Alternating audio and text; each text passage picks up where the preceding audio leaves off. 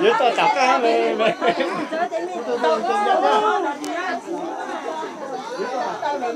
Ngồi vào đây nè. Kéo thẳng đi mà chung sát. Kéo thẳng nó bỏ vào đây tí. Chỗ này anh hống nên sau ra được. Cái trái chỗ gì thích trong cô nào à?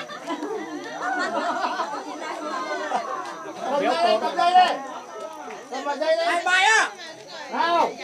1, 2, 3.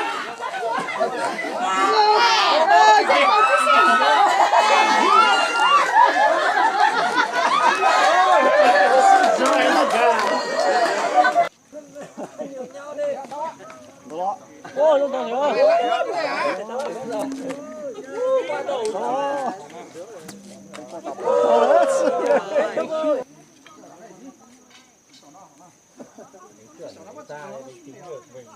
Đấy cái muốn biết đấy cái tung sức ngang tài thế này thì đánh hết cả buổi á.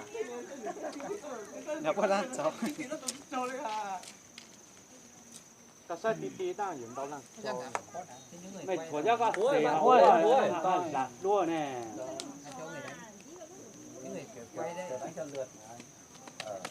Chân nhân ra mẹ chỗ sẽ ý giả tập thì đó nữa. Đó. Ô, nó to nữa. Qua đầu. Đó.